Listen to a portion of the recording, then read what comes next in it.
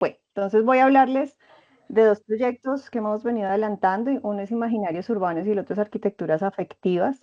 Imaginarios Urbanos ha sido un proyecto que fuimos invitados desde el liderazgo pues, de Armando Silva, que ha sido pues, el precursor de estos procesos en Latinoamérica, inclusive pues, en Europa. Y hace unos años nos invitó porque quería hacer una segunda versión de su investigación sobre imaginarios urbanos en América Latina. Para este caso, él quería indagar sobre cómo la ciudad, a partir de la pandemia, pues había conectado digitalmente también y había generado pues como ciertos imaginarios que producían también eh, imágenes y materiales específicos que hacían que nos conectáramos de otra manera, en este caso pues más virtual, a la ciudad. Entonces estuvimos adelantando un proceso con varias ciudades, creo que en la anterior charla les conté que estábamos como a puertas de iniciar esa investigación. Ese proceso ya culminó, entonces quiero presentarles pues lo que hallamos y lo que viene pues ahora en adelante. Y arquitecturas afectivas, pues es un concepto que me ha llamado mucho la atención. Es de, empezó a trabajarlo, lo conocí por Mauro Gil Furner, él es un arquitecto, doctor en arquitectura español, que también me ha ido invitando pues como a ir reflexionando sobre los espacios de la ciudad, sobre lo que se construye en la ciudad, pero también sobre el sentido o el sentir más bien y lo emocional de esos espacios en la ciudad. Y con base en ese concepto, pues hemos venido también haciendo algunos ejercicios más in situ.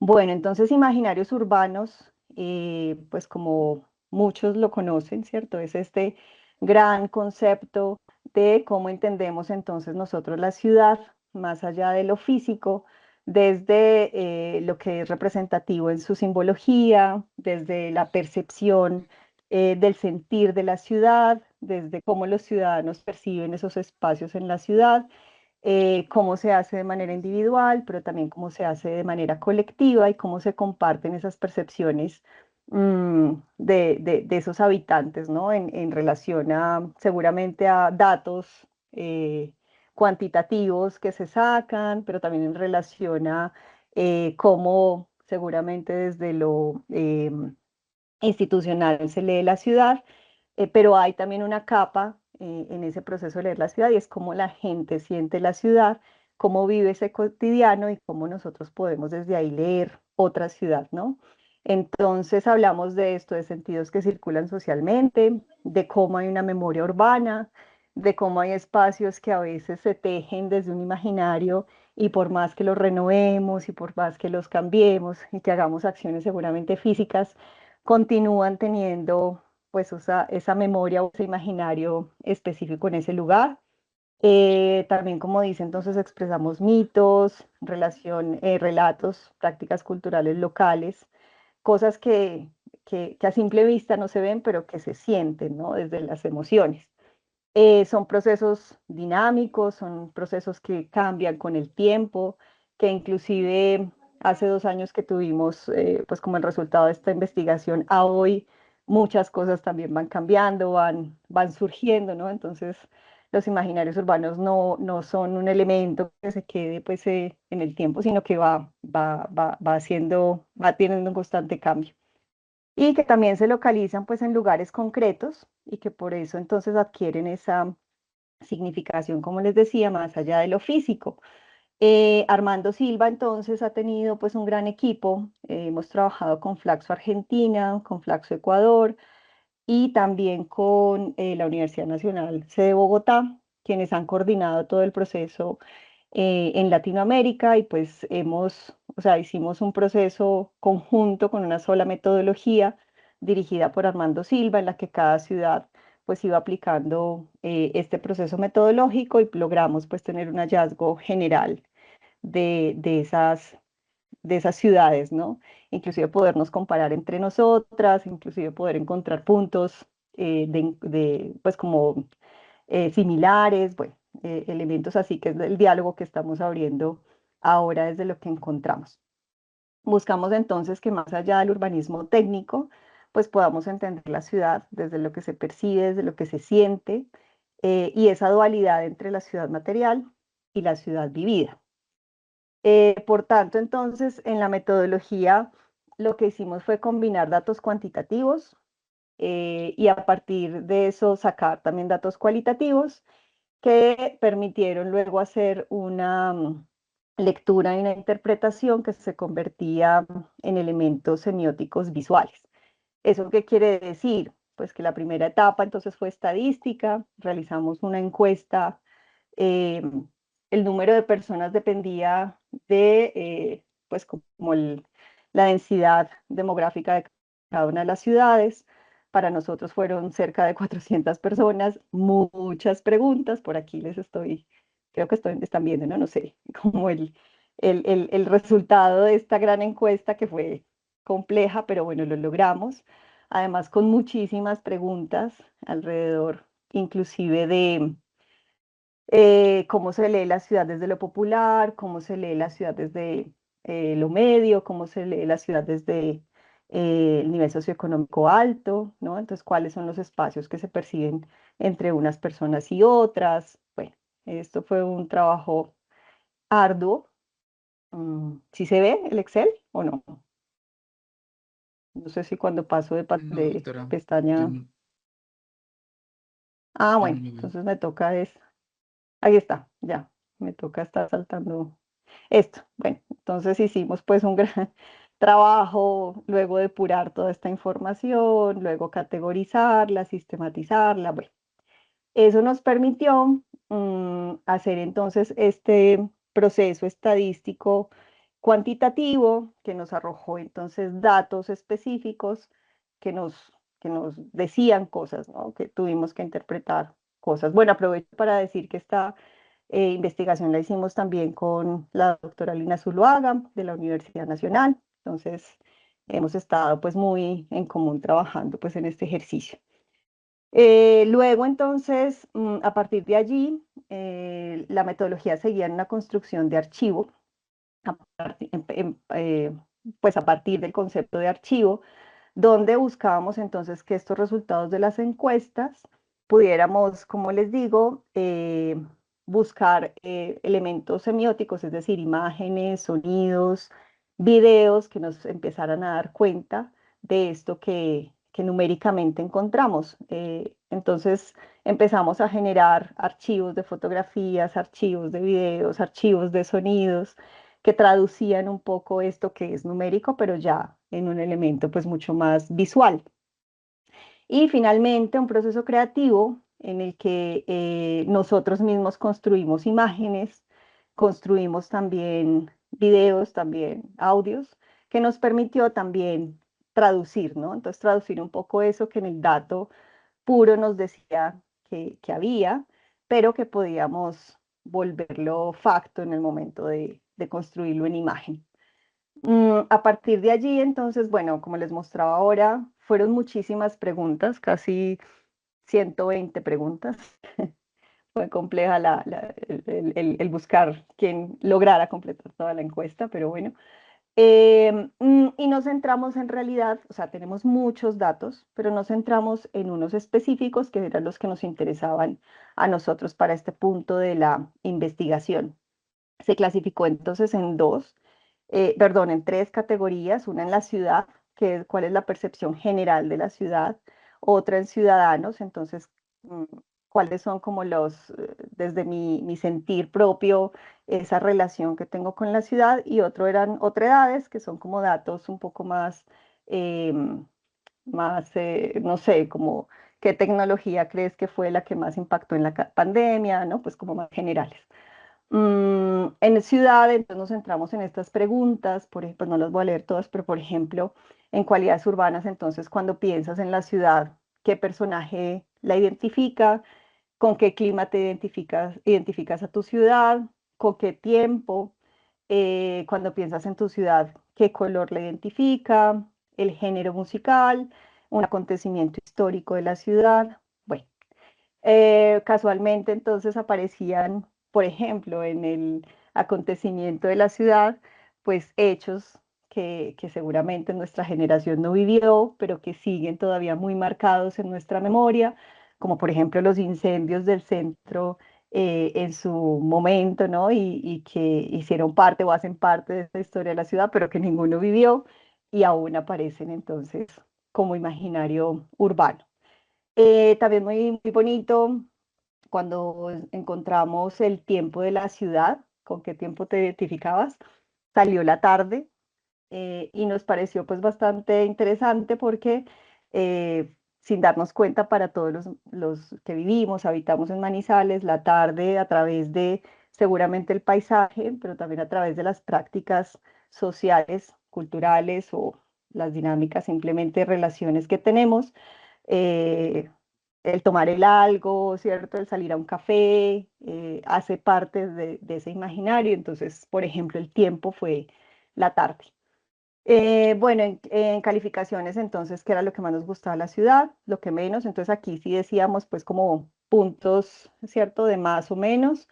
Y escenarios urbanos, entonces, cuando te citas con alguien, ¿dónde te citas? Em, ¿Qué objeto no quisieras perder en la pandemia? Sobre todo en esto de las citas, fue muy casual porque logramos entonces identificar en esos tres niveles que les conté ahora, como la ciudad de la clase baja, de la clase media y alta, los puntos específicos, ¿cierto? De encuentro, por ejemplo, ¿no? Que son diferentes. Bueno, y en los ciudadanos, entonces, en las temporalidades, hablábamos del carácter que tienen los ciudadanos, del invento, pues, que has desarrollado, bueno, que has sido como más consciente en la fecha. Bueno, y así, entonces, sucesivamente nos íbamos como clasificando estas preguntas para luego, entonces, encontrarnos con elementos, pues, ya numéricos que nos permitieran, como les decía ahora, traducir.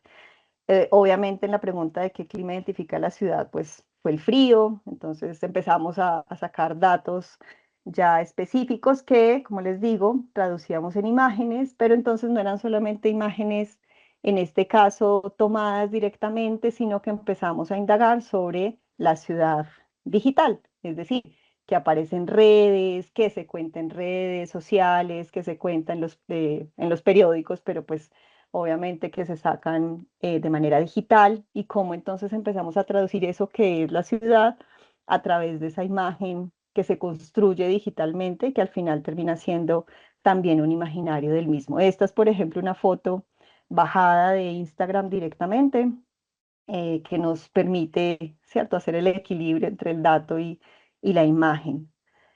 En este caso, el tiempo, entonces, como les decía, la tarde y pues obviamente los cafés llenos de gente.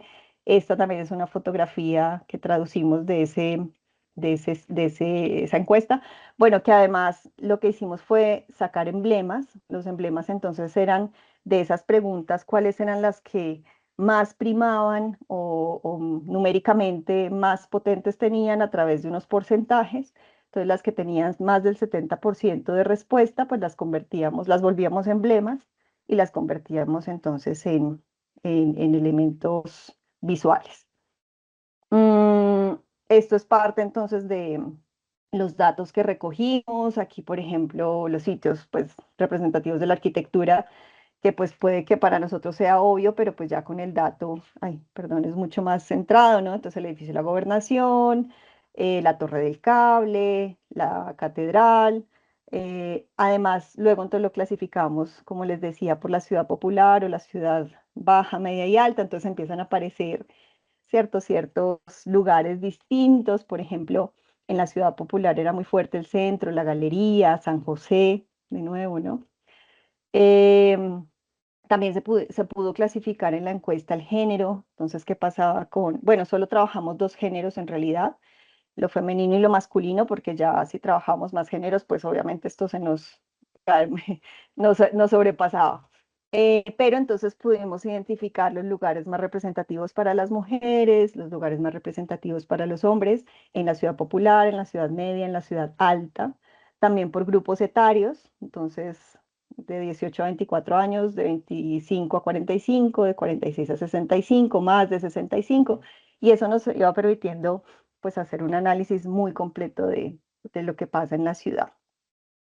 Em, me llamó mucho la atención. Uno pues pensaría que es así, pero bueno, verlo ya en datos pues es muy impactante, que todas las preguntas que estaban centradas con lo negativo, es decir, la calle más peligrosa, la calle con peor olor, la calle sí, más, bueno, como con más conflicto, la calle más triste, por ejemplo, siempre llegó a ser la galería.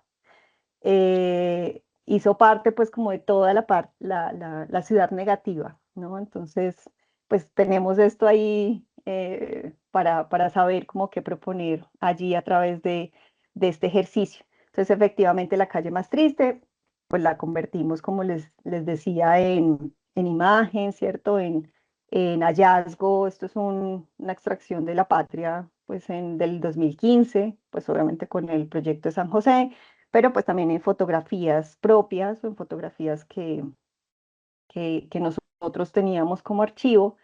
La calle del peor olor, entonces también era la galería, esto se convirtió pues en imagen. La calle más sucia, entonces pues obviamente se convertía en imagen. Bueno, y así entonces construimos archivos. Tenemos tres tipos de archivos: archivos íntimos, archivos comunitarios y archivos públicos. Los íntimos hacen parte de esa vida doméstica, ¿no? Que también se traduce en el imaginario. Entonces, un poco, no sé, la primera comunión o los hechos. Armando habla mucho de los hechos sociales, siempre de la familia, pero también pues archivos muy específicos, ¿no? Entonces esto se clasificó así en imágenes, sonidos, videos, archivos digitales, archivos en línea. No les voy a mostrar todo porque aquí nos quedamos, pero pues obviamente hizo parte bueno, de muchas imágenes que tenemos, ¿no? De hechos sociales, de cómo también, por ejemplo, un hecho, o sea, como que se unen, ¿no? Entre una foto de archivo íntimo y al mismo tiempo un emblema de ciudad. Bueno, todo esto entonces lo estuvimos analizando como material.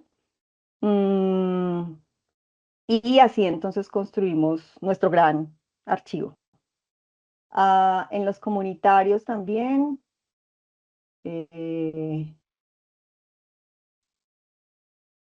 Estoy compartiendo. Se me fue el cosito. Lo dejé de compartir. Espera. Ya.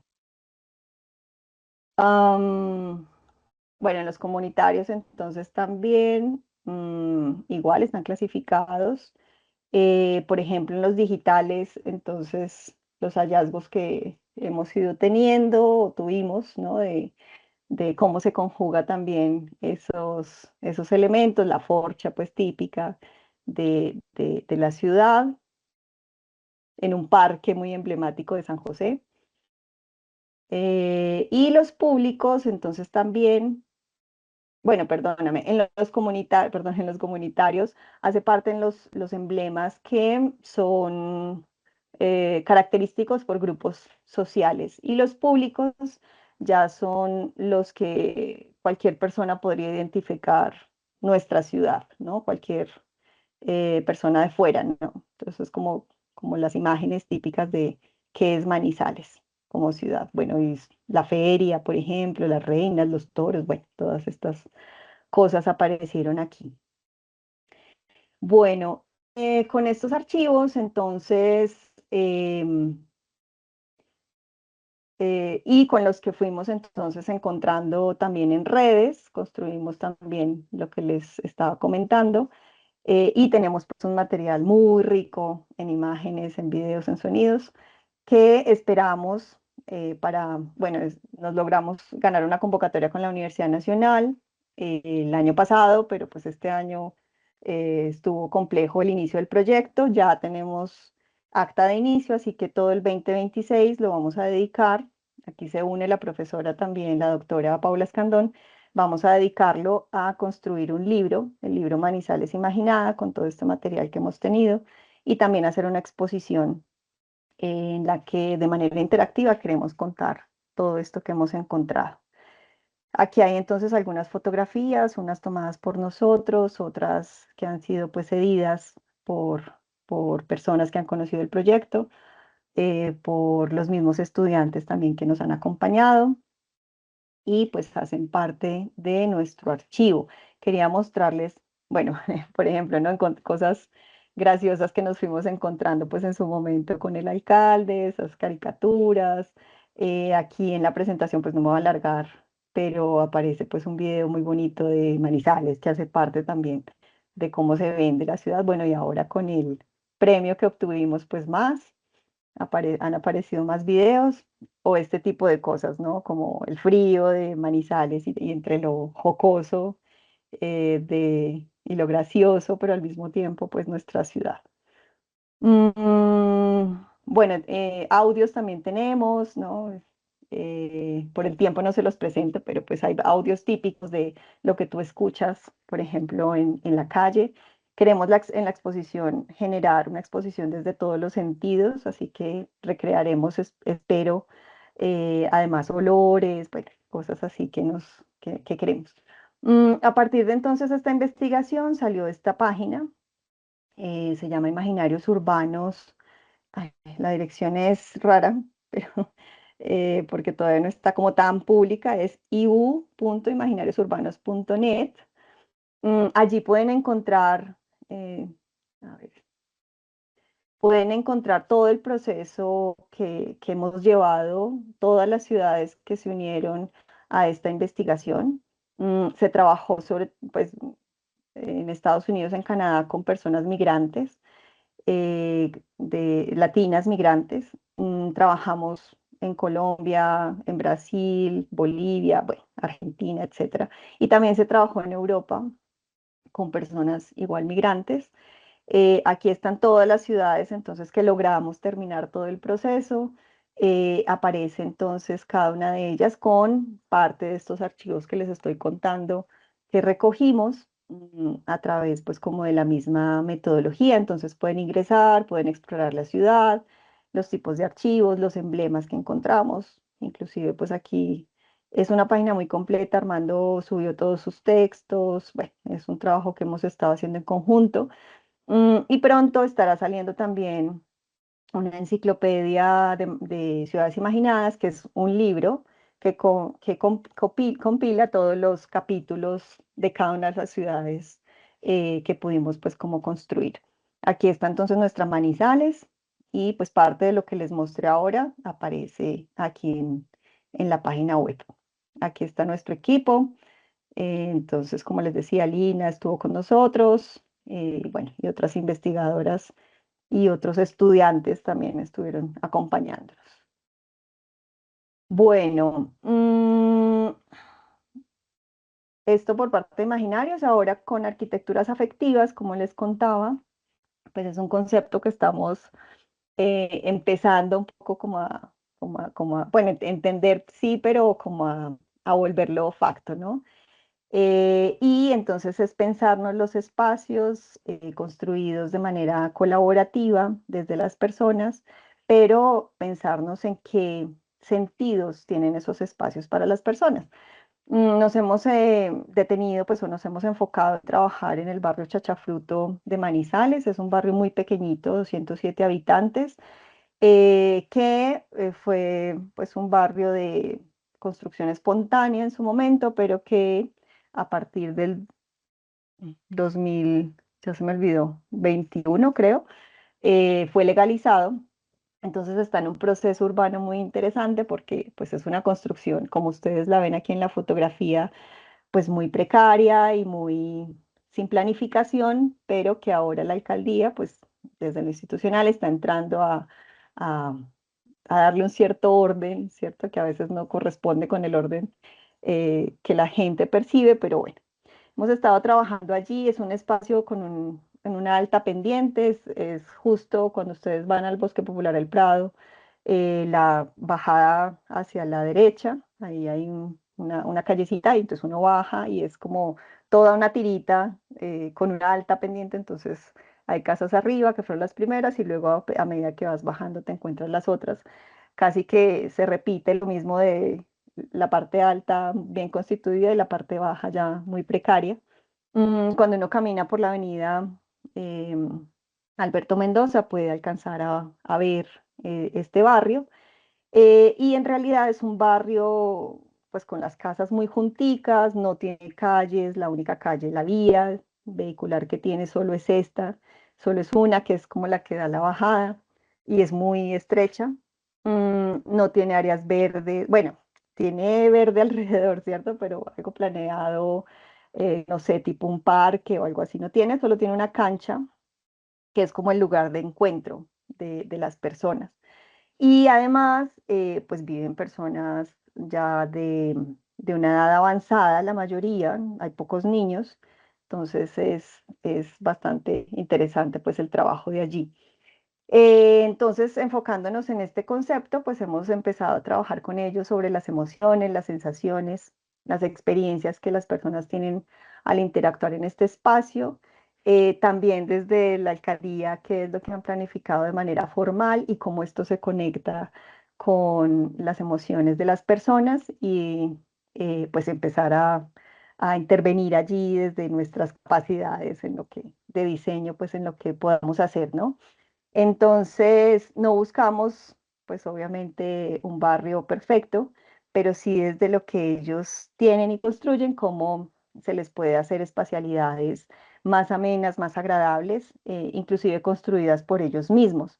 Entonces, hemos estado trabajando en, bueno, en diferentes talleres, en los que hicimos un mapa gigante, empezamos a ubicar entonces cuáles son los lugares públicos reconocidos para ellos, cómo se sueña en esos lugares públicos. Entonces, más allá de solo la cancha, aparecen otros que son bastante interesantes, pues cuando nos lo cuentan y cómo se los imaginan.